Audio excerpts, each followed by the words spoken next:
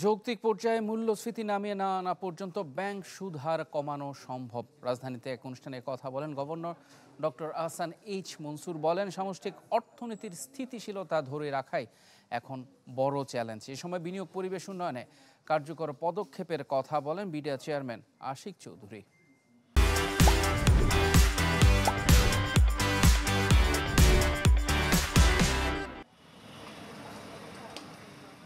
দীর্ঘদিন ধরে চড়া মূল্যস্ফীতির মধ্যে পরিবর্তিত প্রেক্ষাপটে গেল আগস্টে গভর্নর হিসেবে দায়িত্ব নেন ডক্টর আহসান এইচ মনসুর।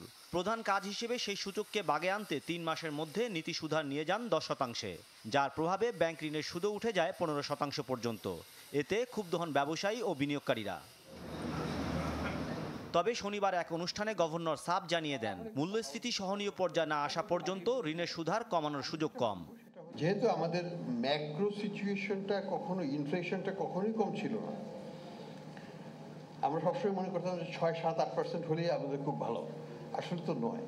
আমাদের যদি ইন্টারেস্ট রেট যদি সত্যি কমাতে হয়, আমাকে ইনফ্লেশন রেটটা 3-4 নিয়ে যেতে হবে। ভারতে বর্তমানে যেটা আছে, চীনে আছে 2%-এরও নিচে। গভর্নর জানান, বিশ্বের বহু দেশে বিতরণ করা ঋণের 30% পর্যন্ত যায় আবাসন খাতে, কিন্তু বাংলাদেশে তা মাত্র 2%। একই অনুষ্ঠানে বিডার চেয়ারম্যান জানান, স্থানীয় ব্যবসায়ীরা দেশে বিনিয়োগ করলে আগ্রহী হন বিদেশিরা।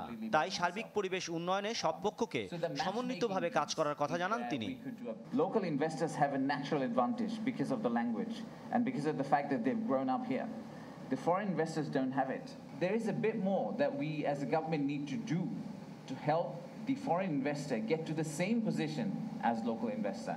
And therefore, optically, it feels like we're doing more for foreign investors. At the end of the day, for me, it doesn't really matter. The fundamental question I have is that there is always a gap between what the government says and ultimately what the government does.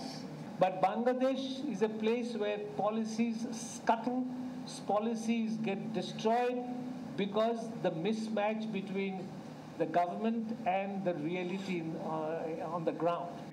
দেশে বিনিয়োগ আকর্ষণে দীর্ঘমেয়াদী নীতিমালার উপর জোর দেন বক্তারা। মাসুম মিয়া, channel 24, Dhaka.